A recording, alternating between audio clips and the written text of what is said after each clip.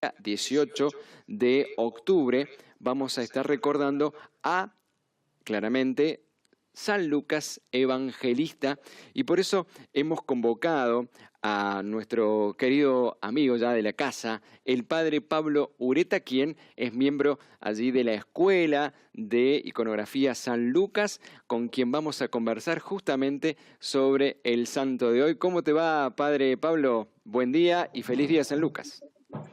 Hola Cristian, buen día. El gusto de saludarte a vos y saludar a toda la teleaudiencia de Radio María. Bueno, padre, primero que nos puedas contar un poquito acerca de este santo, que nos puedas contextualizar un poquito en dónde se encontraba, dónde nació, cómo es que aparece en la vida de Jesús, o más bien cómo Jesús de alguna forma lo invita y lo llama. Sí, mirá, bueno, los cuatro evangelistas les debemos todo, ¿no? Mm, Todo lo que conocemos de Jesús.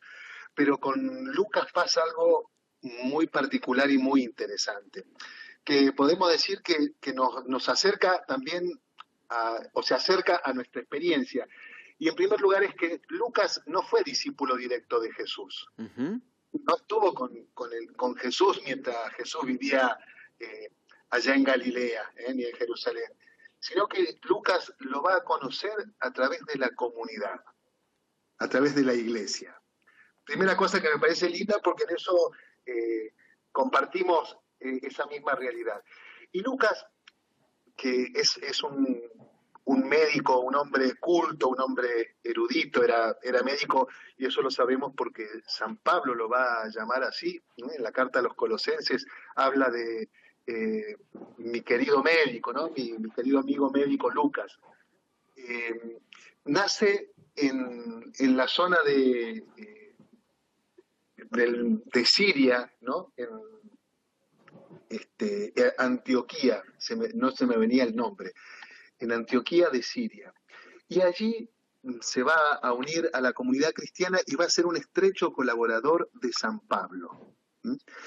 Lucas lo primero que va a hacer es predicar con los discípulos la buena noticia, con los apóstoles, especialmente con San Pablo, va a ser compañero de sus correrías, de sus andanzas apostólicas.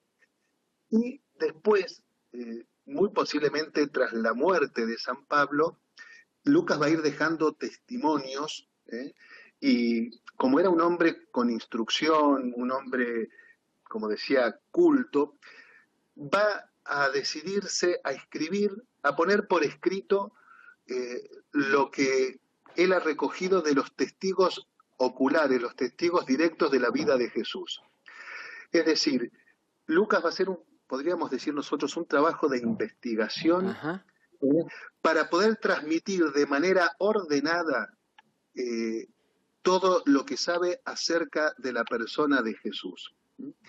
Y esto es interesante porque los biblistas resaltan que Lucas, que va a poner por escrito en una obra de 2 tomos, podríamos decirlo así, que son el Evangelio de Lucas, y luego se continúa con el libro de los Hechos de los Apóstoles, que se saben que son del mismo autor o de la comunidad del mismo autor. Y ahí Lucas hace un prólogo. Si leemos, vamos al Evangelio, agarramos el capítulo 1 del Evangelio de Lucas, ahí en los primeros versículos, Lucas va a decir su intención, que es la de transmitir lo que ha podido recibir e informarse cuidadosamente de los testigos oculares, de todo lo acontecido con Jesús. Y lo va a transmitir. Pero al transmitirlo, Lucas lo va a hacer digamos, porque no es que repite simplemente la fuente que era el Evangelio de Marcos, Uh-huh. sino que va a incorporar otros elementos además de los testimonios. Y Ah. esto es interesante. Y en lo que va a agregar Lucas, ahí aparece, podríamos decir, su origen. Él no es judío, él no viene del judaísmo, por eso tiene una sensibilidad muy particular con los destinatarios no judíos de la buena noticia del Bien, o Evangelio. sea que se dirige especialmente también a los no judíos, Lucas, padre. Particularmente, exactamente. Con, con los que él se siente identificado y forma parte. Y por Claro. eso va a insistir, a diferencia de Mateo, por ejemplo, que sabemos que Mateo, como se dirige a un público judío o cristianos provenientes del judaísmo, Mateo va a insistir mucho en esta conexión y en mostrar cómo todo el Antiguo Testamento se cumple en Jesús. Ah, Lucas no va a insistir en eso. ¿En qué va a insistir Lucas? En la actitud de Jesús para con los paganos, los pecadores, los pobres. Por eso se lo llama el Evangelio de la Misericordia, bien. ¿no? Esa es como una de las características fundamentales de Lucas. Y decía, escribe la obra en dos partes. En el Evangelio cuenta todo acerca de Jesús. Y en los Hechos de los Apóstoles lo que va a contar es cómo sigue la historia de Jesús en la iglesia. Y ahí el gran protagonista, que ya estaba en el Evangelio de Lucas, pero en los Hechos ya como que toma una preponderancia particular, ¿quién es el que nos hace presente a Jesús después de la Pascua? El Espíritu Santo. Claro. Entonces, en eso es maravilloso cómo Lucas va a narrar todos los viajes de Pablo, toda la tarea evangelizadora, pero resaltando de una manera muy particular la obra del Espíritu. De hecho, Lucas nos transmite dos Pentecostés, podríamos decirlo así. Mira. El que conocemos en los Hechos de los Apóstoles, con la comunidad reunida, pero hay otro Pentecostés que narra antes, un Pentecostés particular y que es el que nos trae la salvación, que es la Anunciación. Mira. Lucas es el único que nos cuenta que Jesús el Verbo se encarnó por obra del Espíritu Santo, cuando el ángel le anuncia a María. Son de esas cosas propias de Lucas que son maravillosas, ¿no? Como de hecho también Lucas va a ser el único que nos va a transmitir la infancia de Jesús. Relatos de la infancia. Es el único que nos va a transmitir de una manera preciosa la intimidad de la Virgen. Lucas va a decir en más de una oportunidad que María, después de todo lo que va viviendo, con lo del anciano Simeón, cuando se les pierde Jesús en el templo de Jerusalén, antes, después que visitan los pastores y le cuentan las maravillas que le han de los ángeles, Lucas termina con este estribillo: María conservaba todas estas cosas y las guardaba en su corazón. Es como, ¿no?, si él lo hubiera acompañado a María, ¿no? Bueno, ahora que estamos cerca del Día de la Madre, digo, también ha estado como si fuera un hijo más de la Virgen. Sin duda, sin duda. Y Lucas no podría haber contado esas cosas, en esto es una hipótesis, pero muy plausible, ¿no?, de los biblistas. Lucas no podría haber contado eso si no hubiera tenido el testimonio directo de María, ¿no? Entonces, y esto nos da lugar para, bueno, Lucas va a pasar a la historia como, bueno, por su condición, por su profesión de médico, patrono de los médicos. Sí. Pero también, desde antiguo, se lo va a representar a Lucas, si uno busca en la iconografía, en las imágenes, pero las imágenes no solo iconográficas, también en el arte occidental, Lucas aparece, como vemos ahí, o escribiendo, poniendo por escrito lo del Evangelio, o pintando a la Virgen con el niño. Eso, ¿qué hay de cierto de que es el patrono también de los artistas? ¿Por qué se lo menciona de esta manera? ¿Él pintaba, aparte de ser médico también? Mira, lo primero que hay que decir, yo diría dos cositas. Primero, que no nos podemos acercar a Lucas con una pretensión histórica como la que tenemos hoy, porque pensemos que la ciencia histórica se constituye en el siglo XIX. Claro. Antes no se pretendía narrar como una crónica exhaustiva como la entendemos hoy. Lo que se buscaba era sobre todo transmitir un mensaje, un valor, y para eso se construían relatos tomando elementos, por supuesto, reales, pero después se iba como construyendo un relato a fin de que eso pueda transmitirse, no como datos sueltos, sino con una historia. Dicho esto, en la tradición hay dos cosas. Primero, que sería como el dato más importante, ¿no? Por el modo detallado que tiene Lucas de escribir y de contar, ¿m? Por esa minuciosidad en los detalles, en las actitudes interiores, se dice que Lucas nos ha pintado la historia de Jesús, la historia de la iglesia, ¿no? Y esto viene porque la tradición ya desde antiguo eh, nos lo muestra. A Lucas, de hecho, es el único que nos transmite una imagen bastante completa de la Virgen en su relación con Jesús, Exacto. ¿no? Entonces, para expresar esto que nos transmite, es el único que nos ha transmitido como esta imagen que nos podemos hacer, es que se dice que es el patrono de los pintores o se lo representa pintando. Pero hay otra cosa. Si uno va a la tradición, hay un escritor bizantino del siglo VI, pensemos en el año 500.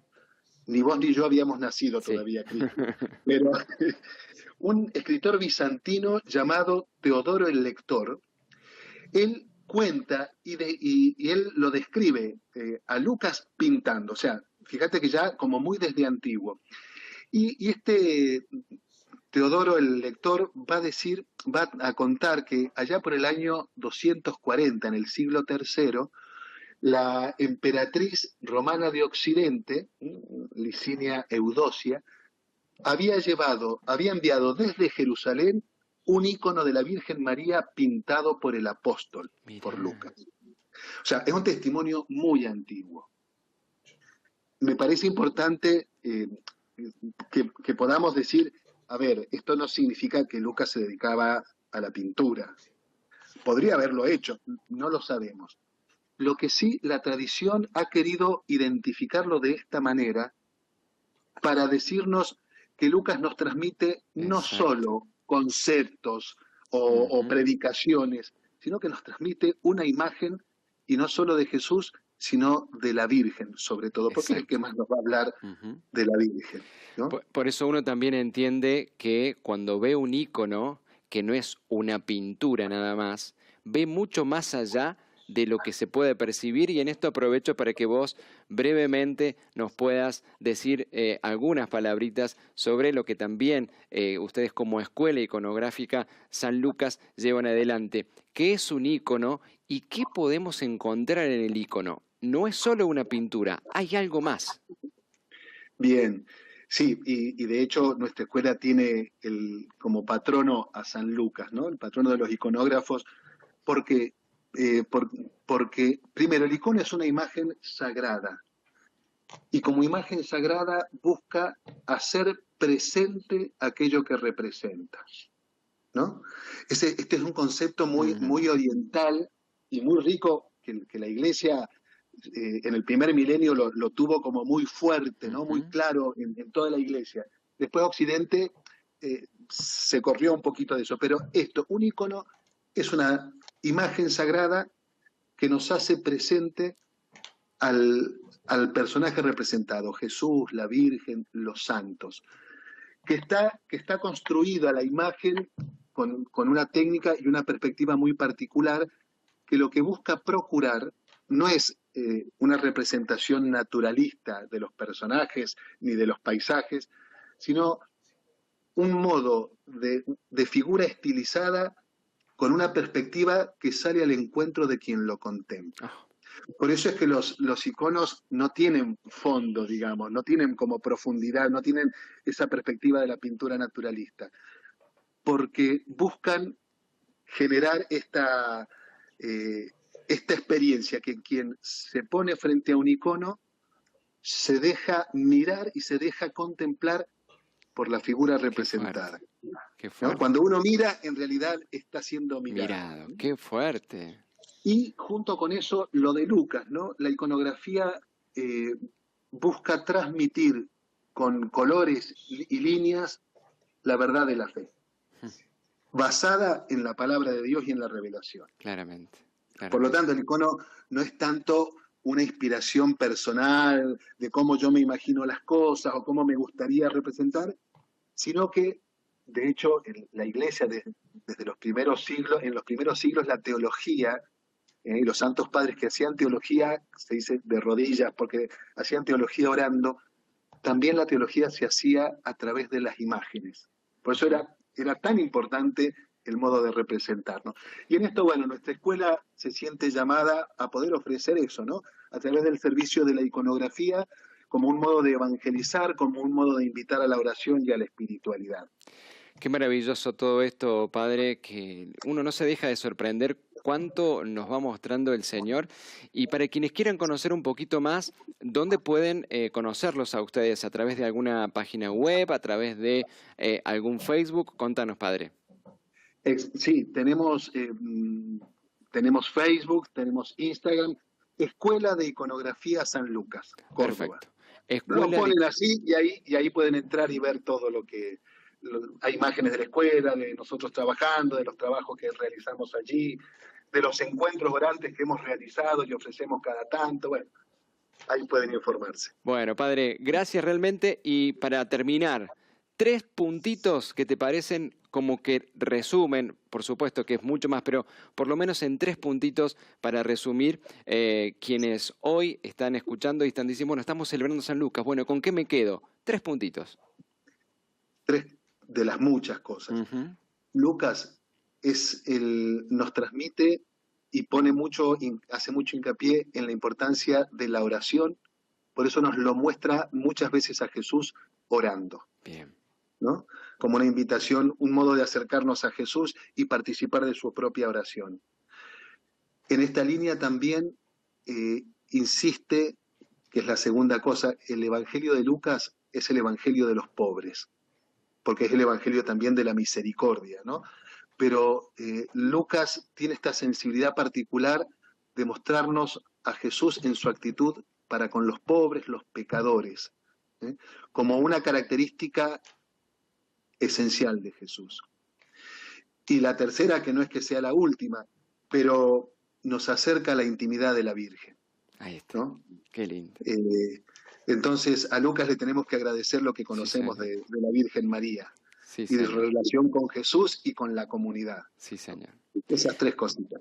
Padre, un abrazo grande para vos, saludo para todos los hermanos que trabajan, sabemos que arduamente lo hacen, por lo menos sabemos de conocimiento de causa aquí en Córdoba, en la Escuela de Iconografía San Lucas. Muchas gracias. Gracias a vos, Cristian, y bendecido día para todos. Gracias. Bueno, hemos conversado con el Padre Pablo Urey, miembro de la Escuela de Iconografía San Lucas. Qué lindo poder conocerlo a Lucas. Así que ahora, cuando vayamos al Evangelio de San Lucas, recordemos estos 3 puntos que él había mencionado. La oración, cómo nos lleva, nos ayuda a ir a la oración.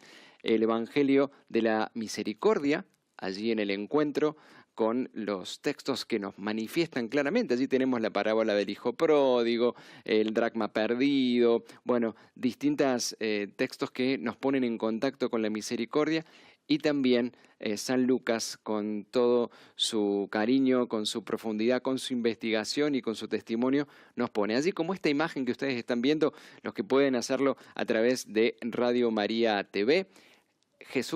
Que Lucas nos presenta la imagen de María, entendiendo imagen, no como aquello que podemos ver con los ojos solamente, sino que podemos descubrir con el corazón, la intimidad del corazón de María a través del Evangelio de San Lucas. ¿Qué les pareció? ¿Les gustó? Bueno, también, como dicen en las redes sociales, déjenos en los comentarios, déjenos ahí, compártanos también a través de nuestras vías de comunicación. Seguimos dando un pasito más, la música.